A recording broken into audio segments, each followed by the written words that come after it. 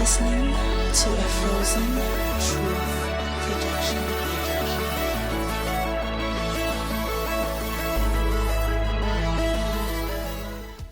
All right, welcome to another Tuesdays with Morris. I'm Justyn Payne, and this is the wonderful Morris Nelms, and I am just going to pretty much jump right into it. For all of those who are joining with us for the first time, we're so glad you're here, and to our audience of all eclectic people around the world, because you have no idea where our conversations are going to go. It's half the time, sometimes we don't. They're so wonderfully organic. So we're grateful that you're joining with us, however you are joining. And shout out to our current outlets of YouTube, Spotify, and Apple Podcasts. Wherever you find us, like us, subscribe, share it with people that you feel like you would enjoy the conversation with. And let's see where this goes, because I wanted to start off with a point that we had in another conversation of comedy. What is it, and how that sometimes is infused with our philosophies and great writers of comedy and tragedy, the different sides of what that looks like. In your opinion, Morris, why does comedy matter in writing and art? There's an old theater aphorism. Dying is easy, comedy is difficult. All right. The actors I have spoken to about comedy have told me that the difference in doing drama and comedy is that comedy has to be timed well. And the ensemble integration and cooperation is far more crucial to make it work than in a drama. Somebody could give a Shakespearean monologue, pause in all kinds of different places. There's even a great video that shows all these different Shakespearean actors and finally Prince Charles meditating and mulling over the phrase, to be or not to be. That is the question. How many different ways can you say it? Well, to be or not to be or not to be. You've got all this room. We're back to that emphasis. Yeah. You've got all this room for interpretation. And you could do that with comedy too, but we all know, listening to two different comedians tell the same joke, one of them's going to drop the punchline in a slightly better place and possibly be funnier. Mm-hmm. It's when that happens. It's like percussion. When do you decide to drop a bomb? Mm-hmm. If you drop it at the wrong time, you can totally disrupt the flow of things. If you drop it at the right time, the whole audience feels it, and they're that much more captivated. Right. So with comedy, there's definitely a requirement, precision timing, that is not necessarily there in dramatic work. That's one thing. The other thing is that comedy can be safe or dangerous. Mm-hmm. And drama can be safe or dangerous as well, but drama is typically going to be more dangerous, just by definition, right? But it's almost dangerous within a safe zone. Well, it depends on what kind of drama we're talking about, for sure. Uh-huh. Yeah, I mean, soap operas would be safe drama, but it's still going to hit on serious issues. Right. Adultery, for instance, in particular. Right. Whatever else. But comedy is always like so dangerous, where if you didn't laugh, it's almost like, I can't believe you just said that. Did that just really happen? Sometimes the laugh is the realization, did that just happen in front of my eyes? Did I just hear those words? And nobody else would ever say what was said unless it was in this setting. Yeah, well, I mean,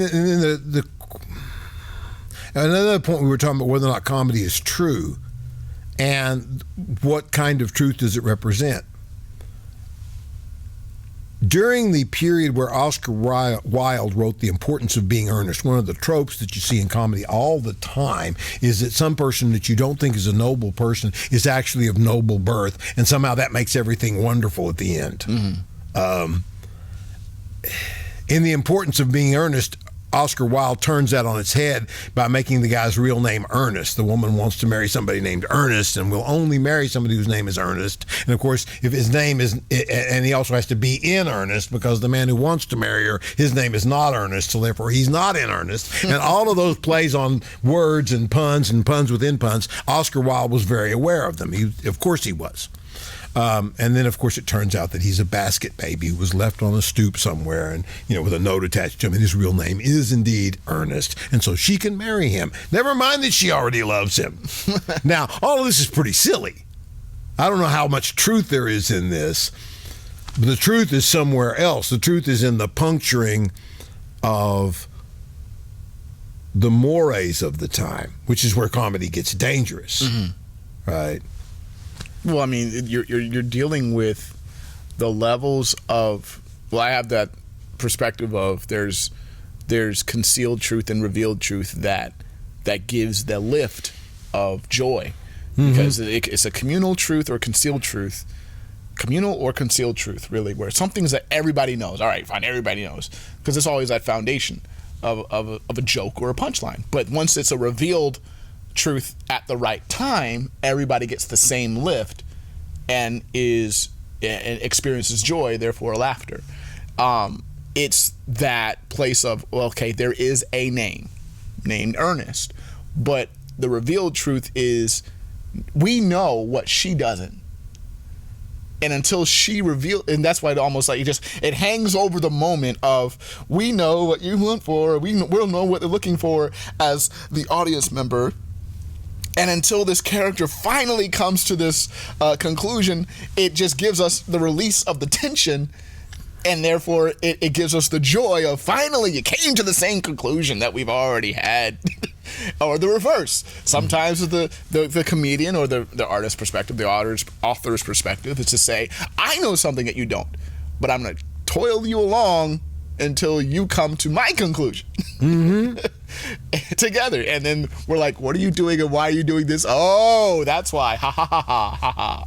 Well, and then, okay, the other problem with comedy is that if you don't understand the setup of the joke, it's unlikely you will get the joke. Right. For me, one of the most delightful moments I've ever seen is in Rossini's opera, The Barber of Seville. At the very beginning, they're all gathering around because he's going to serenade his lady love under the, like Romeo and Juliet. He's going to sing her a song. And they're walking around and he's saying piano, which is Italian for quiet, because they're all sneaking around. And there's one point where the tenor who's going to sing the song sings the word piano as loudly as anybody's sung anything. And it's huge. It's this huge, loud sound. And to me, I see that and I crack up. But if you don't know the piano means softly, and if you're just listening to it like it's just music and eventually something's going to happen, you'll totally miss it. Right. But it's hilarious, right? And it's doubly hilarious because not only is it funny because the guy's saying, be quiet, right? So to speak. Not only that, but it's also Rossini poking fun at the genre that's paying his bills, which is another dangerous thing to do. Right? I love it because he's not taking himself seriously and he's not taking opera seriously. But opera made him so rich he retired before he was 36. Right? So, he made a lot of money off of opera. Right? I don't know if I would have the courage to make fun of something that was paying so many bills like that, right? But that was part of also what made people love him, was that he was irreverent. You tell the truth that no one else wants to tell. But then that brings us to our classic quote of the court jester is able to tell truths no one else can.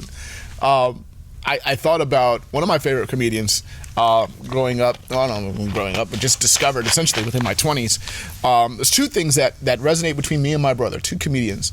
One, he just literally tells history in one of his specials. His name is Eddie Izzard. I know of him. Yeah, and, I know I've seen some stuff. And I laugh. My brother and I just laugh because he's literally just reciting history book lessons that people seem to have conveniently forgot. And everything there was no lie told. It was just history in a sarcastic revelation. Are these available on YouTube? I believe so, absolutely. Could you put a link in the comments? Gladly put it in the comments. Just, but it is rated R. So just be mindful of your children listening along to it. But it's just straight up history. And it follows a lot of that comedic formula of, oh yeah, don't forget, this is a truth. Oh, you're right. Oh, that was a truth too. Oh, you're right. For example, he speaks very highly because he's British, and so he talks about the British Empire and how they conquered the world with the use of flags. Where I've come here and I'm claiming this place for Britain, and it's India, and they're like, you can't claim us. We live here, 500 million of us, unless you have a flag. If you don't have a flag, then you kind of have a country and superior weaponry. That's the part. but they always just said there's a flag on every continent, and there's blah blah blah blah. Very similar to the Roman Empire. The sun never sets on the Roman Empire or the British Empire. And essentially, it's understood truth. Of course, you have the rest of history of the just the bloodbath, the genocide that they would have while they conquered. But in the sense, he's selling this to a room full of Brits to be like, oh yeah, that's what we did. Oh, we forgot. And then after the World War II, you know, the fact that we had to give back all of our countries that we had flags on. But the Falkland Islands, we need those. We got to keep the Falkland Islands for strategic sheep purposes or something. I don't know. Yeah. And it was a lot of truth. There's that. But then another comedian that held me and my brother's attention was a man by the name of Mitch Hedberg. Oh, yeah, he's funny. And he was so randomly truthful, where some of the biggest things that we laughed at was, I wish I had a frog that I can capture in a jar and put a mayonnaise jar and put a stick and a leaf to recreate what he was used to. And it's just something about the way he told a simple truth of, I want a frog. And if I say it, it makes no sense. But at the same time, his timing. Exactly. And his delivery of a simple, and I always just boil it down to truths. It gives everybody the lift because at the time, everybody in the room is like, you're right, I did that too. I wish I had a frog, or I wish I had that moment in time. It's like Stephen Wright. Yeah. Very similar. Yeah, my favorite Mitch Hedberg one was, he said he was wearing a shirt. He said, this shirt is dry clean only. That means it's dirty. That was the whole joke. Like, this is how I clean it, so of course it's dirty. Oh my God. How did you think of that? You know, it's, yeah. That kind of, yeah, people who can do that kind of thing, I stand in awe of them. Okay, let me ask you what you make of this quote. This is another theater aphorism. All comedy ends with marriage. Because maybe they want to say it's a tragedy. Well, given how many jokes there are from comedians about marriage, yeah. But I mean, it is a truism in that typically comedies and or feel-good movies usually end with the couple in question getting married and riding off happily and living happily ever after, right? Mm-hmm. That's what it's observing, right? Yeah, the dark side of it is after we get married, we were having so much fun and then we got married and now it's just daily grind. Exactly. Well, I think that's probably why it was a joke in itself, because from some people it's like that was the tragedy. Or the truth of it, going back to your previous quote, is that you realize that even that has its own time. An own time frame to exist. And so everything that is beautiful, it has its own season to bloom and its own season to wither. And which is why sometimes people say comedy and tragedies are very much the cousins in the same family of whenever you've recognized them and it turns on the turntable of whenever you get to it, it is all one and the same. If a book or a play or a film or whatever, if it doesn't have any lighter moments in it, it becomes a severe test of my ability to continue. Mm-hmm. I know this book is a classic. I read it once. I won't read it again. Madame Bovary. I read it. It was one of those books to me that the purpose of this book is to make me into hamburger meat. Because after the end of it, I just felt like ground up. It's like, where's the bridge? I need to throw myself off the bridge. Because it was just miserable, right? It's beautifully written. It's, there are some people who just love this book. And, if you want to make comments to me in the whatever, point out something that I've missed, maybe I need to read it again. I don't know if I will or not. I'd rather just take your comment and put it exactly and file it as is. But most of the time,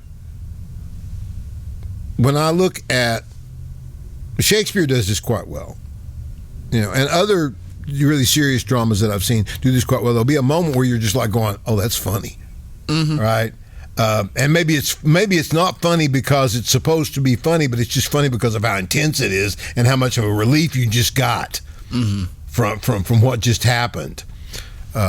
We were talking earlier about The Godfather. There's a scene in The Godfather where Michael is telling Kay in the first movie how Luca Brasi helped his father get Johnny Fontaine out of his contract. And she said, well, how do you do that? And he says, well, so, Luca Brasi held a gun to his head and he told him either his brains or his signature would be on the contract. He said, that's a true story. And when I played that for my intro to fine arts class, I could hear people tittering throughout. That's not funny.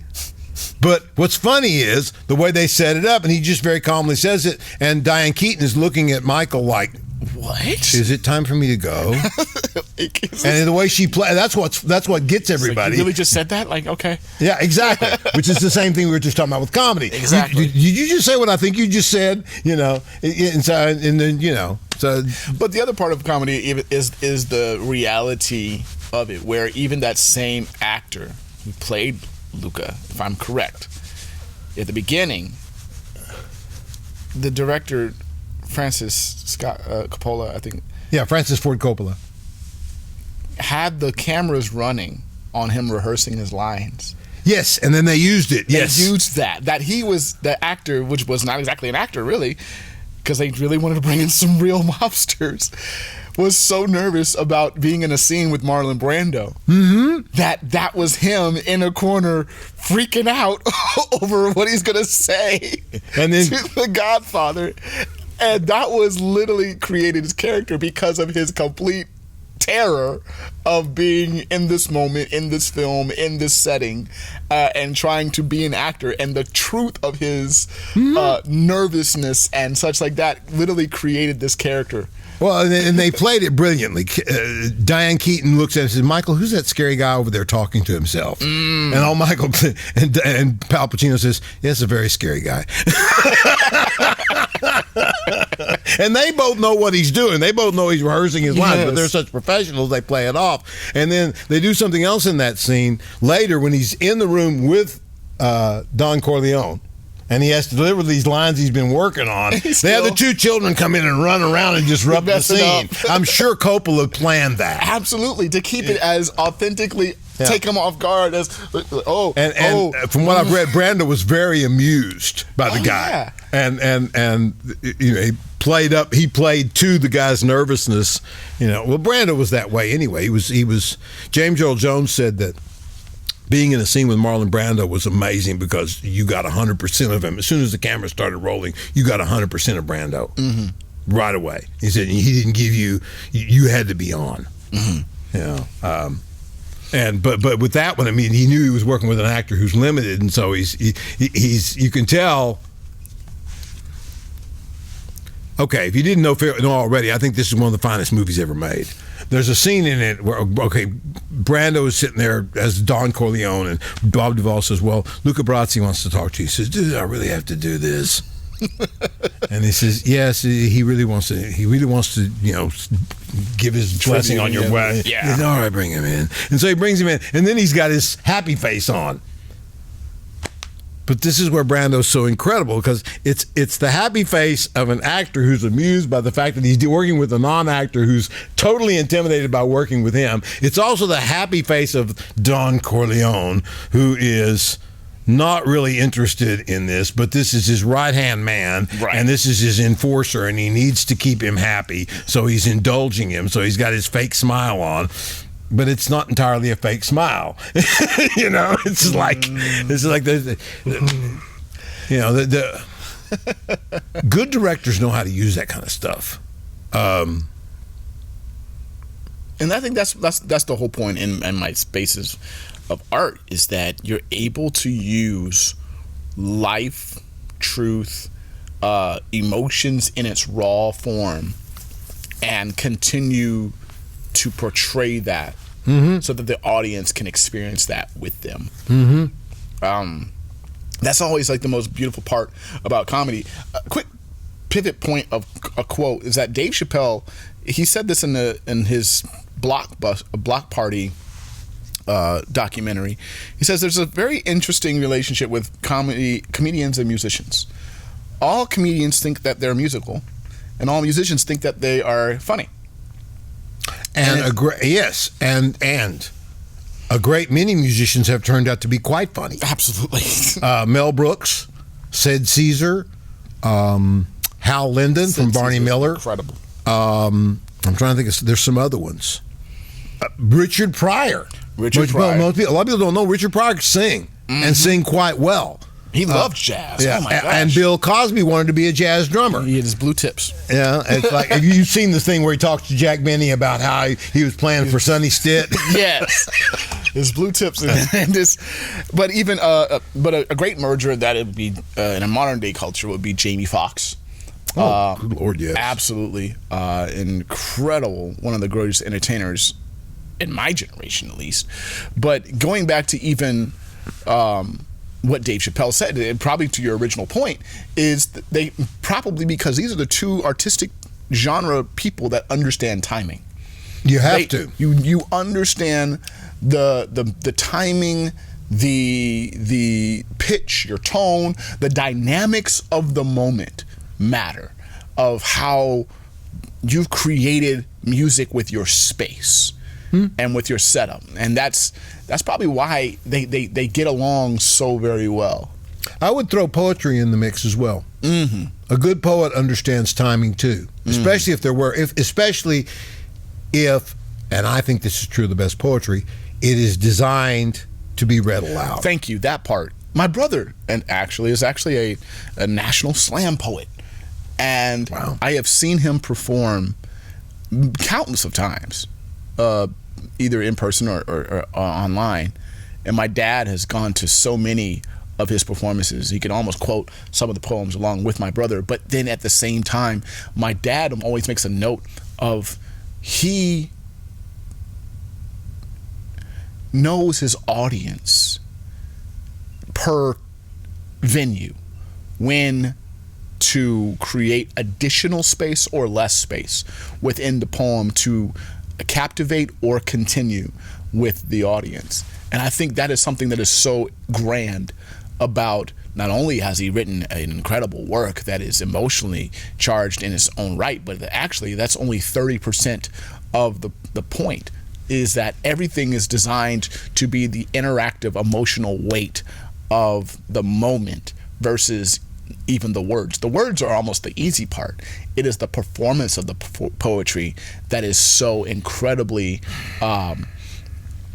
you have to be there to experience it. It's almost like you're not allowed to just watch or write or read. You have to be in the room to feel the weight of the about the experience. And I think that's probably some of the best things about art in performance poetry and even live music or even truly comedy. Like sometimes you just have to be in the room. Some comedians would be completely off your radar and you wouldn't enjoy them unless you were in the room and cracking up. I certainly experienced that with musicians.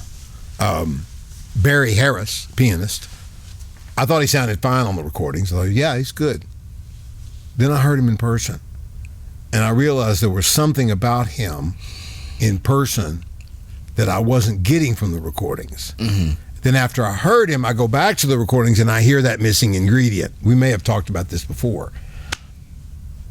I had the same experience with spoken word. I remember once being gifted tickets to the Tempest. That's a tongue twister. My wife and I went to see the Tempest. They were front row center seats. And so I have an actor standing here on the edge of the stage. I could almost look up his nose, right? And he's reciting these words, and he knew exactly what he was saying, and he knew how to say them in such a way so that I knew what he was saying, and he knew how to project well enough so that you didn't miss anything. Right. Which are the three crucial things in getting one of those monologues off the ground. I went to Texas State and saw one, and it was like, oh, you're not teaching these artists how to project. And so even though they're well mic'd, I'm not hearing half of what they're saying. And on the way out, I was talking to somebody else, and they said the same thing. like, they don't know how to project, and this kind of dialogue requires that you know how to do that button thing we talked about before. Yes, you do. Exactly. But in any case, I walked out of there thinking, okay, I had seen the play before. And The Tempest is one of my favorite of his plays, but I'd seen it before. I saw a college production that was quite good, that I thought was excellent. And then I saw this professional production, and the lead actor was just that much better. And wow. So yeah, hearing, I love audiobooks. I am so glad audiobooks have taken off the way they have, and especially audio recordings of poetry. Yes. They bring something to the table that is not there when you're just reading it. Well, I mean, I need y'all to not be so NPR about it. Like, I sat in the corner and I said to myself, that's how I feel. And I felt it. I mean, I don't need that audiobook. The only time that works is if whatever they're saying is so interesting you're going to tune in anyway. Bring me in, but bring me in. Yeah, exactly. I mean, it's one thing to, like you said, it's one thing to speak softly. If you finally wound up someplace else and then come back down for emphasis, those kinds of things. Yes. Will keep an audience much more engaged. And the best orators know that. Whether they're preachers or politicians, it's like they just know that. The best actors know that. And the best musicians know that. Yeah. Right. It's like we were just talking about. When do you drop a bomb if you're a drummer? There's a right time for it, and there's a wrong time for it. And I drop a bomb to end a war. That's what I. That's funny. Actually, it would also, you were talking about spaces. Dropping a bomb would also depend upon how many drummers there were in the audience. If you have a majority audience of drummers, you might play a little different than you would if it was a bunch of other people. Ooh, I simplify. I think that is also what I'm saying. Like, knowing your audience and appreciating what they don't expect is such. Let's just say that is my play on life. Maybe that's the artistic place I take on life, is that I love doing what people do not expect. I'm a 6'4" black American that lives in Texas. Most people assume how I would sound. So at one point, we live in Austin, and it's a great place to Uber. And so I decided to take up Ubering when I first got married, because my wife was tired and goes to sleep, and I'm like, I'm still awake. I'll just drive around. We lived literally close to downtown Austin. So I love to explore the city. Might as well get paid while I do it. And so I'm driving around Uber, and Uber now has this new tip feature. At the time, it was new. And I'm like, okay, great. I can hope, depending on how well, the ride goes, they might be generous. And so I try to be cordial and have conversation. How are you doing? And where are you from? Blah, blah, blah. That sounds great. Blah, blah, blah. And the ride would finish, and it'd be minimal if there was a tip. And I'm like, that's interesting. Maybe they don't feel comfortable. But then I realized no one will ever see you again. You can kind of have some fun with this. I never changed the content of my conversation.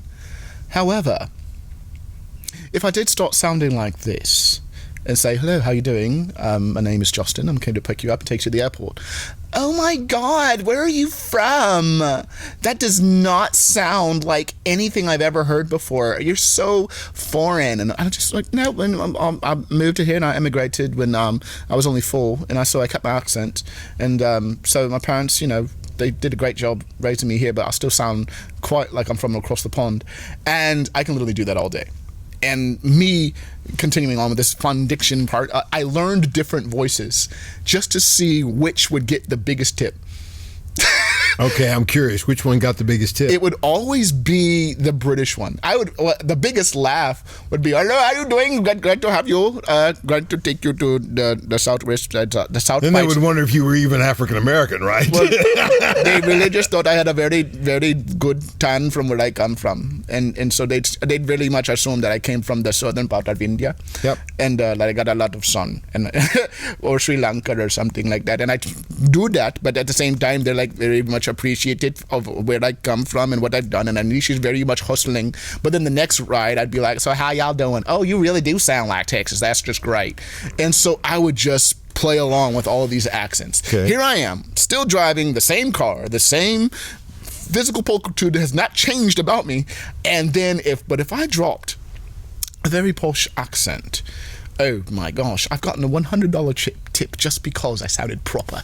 Do you have a British African accent? I've not very much perfected it, but at the same time, it's been much taller because you've still got lots of a little bit more push into your accent because you're not trying to sound like you're from Wakanda all the time. And so I've done that, but then people then assume you're just more Nigerian and and for depending on the crowd, I time it for what I think will be most appropriate to them to be shock value. By the way, this is a musician's ear in operation. I just want to point that out. This is musicians do this kind of stuff. Yes. We're fascinated by sounds in general, and it's and yeah, that's cool. It's always about trying to read the audience and finding what truth are they not ready for. Mm-hmm. There's a great story that Dizzy Gillespie and his band had just come back from Africa, and they all had African clothes and stuff. And Dizzy set them up so when they got in the cab, they all spoke gibberish that sounded like some kind of African language. And of course, the cab driver was convinced that he was transporting some dignitaries from Burundi or someplace. That'd be great, because then it would be like a whole bunch of people in like a caravan full of taxis or something like that going. That's a great one. So that's why I say comedy and art and poetry is always essentially, I think, moments of revelation to an unexpected audience. Mm-hmm. And once that meets, it creates a communal joy that is unparalleled. This is why people thrive, I think, for theater or thrive for musical experiences, because it's not that they want to experience it. It's also the fact of you felt that too. We felt that too. We all go up in that space of it hits us all at the same time. Yeah, and you, not just comedy, but that's also why tragedy works. Mm-hmm. Same thing. We feel for the various characters in various stories. When you were talking about that, I was thinking about the poet John Donne was married to a woman named Anne Moore. And they had, by all accounts, a very blissful union, which was made difficult by the fact that her father didn't approve of the marriage and did his best to undermine John Donne's career, which has always struck me as very strange. She's already married to him. Looks like you'd want her to have a good life. But anyway, I guess his need for vengeance outweighed that. But anyway, they finally survived him and survived and had a decent life together. Then she died before he did. His eulogy was one of the most brilliant, succinct things I've ever read or heard. John Donne, Anne Donne, undone. Boom.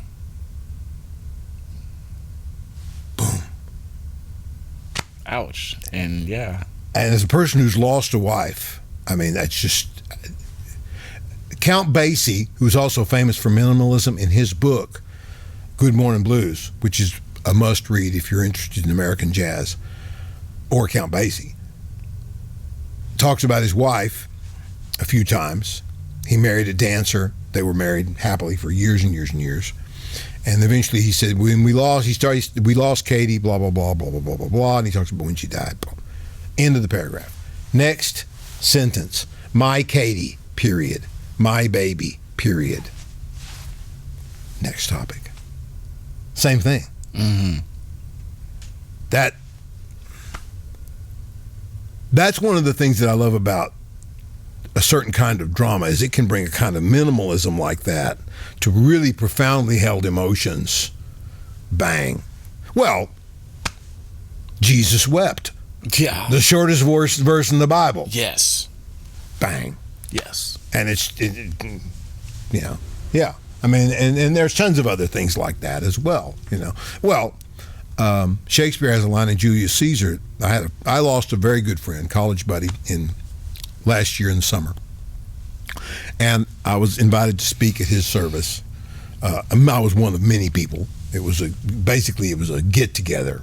I guess you would call it a wake, I don't know, where various people just offered remembrances of him. And I wanted, I thought about, what I wanted to say. And I found two quotes that I really liked. And this is Shakespeare at his most minimal. He was my friend, faithful and just to me. Right. Now, Shakespeare goes on to say a whole bunch of other stuff. But there you go. But he didn't need to say anything else. Right. And then in Hamlet, there's a line where Hamlet's talking about his father, and I applied this to Warren. I said, he was a man, take him for all in all, and I shall not look upon his like again. One of the most transcendental moments I've ever had in my life was from an older gentleman who I don't even remember his name. He spoke at a church that I attended, and he was very well respected. He was a doctor of some sort, PhD, and they asked him to give moments of reflection, sort of just can give some wisdom. They were celebrating men at the church or something like that, just like a men's day or something. And other than he took off his beautiful wristwatch, put it on the lectern, and so he knew how much time he had and didn't want to overdo his time. So we appreciated that respect already, number one. And he took his time. I don't even remember everything else he said, because the first sentence he said was the only thing me and my father could think about. Is a man and all that. And all that. Oh, Robert Burns. There you go. A man's for all that. Yeah. Yeah. And the fact that he quoted that, and as a young man, having not heard Robert Burns, but then hearing a prominent, well-educated and respected man of my community speaking that, and I would think I was maybe 14, probably. I just sat in awe to say, I would love to live a life, even if it's my quote or not, that if I say one sentence, I've said enough. Sure. Yeah. There's a line in a song by Percy Mayfield. I don't know if he's any relation to Curtis Mayfield. I don't think so. He's a great blues singer and a great blues composer. He wrote Please Send Me Someone to Love, and he also wrote another one called Lost Mind.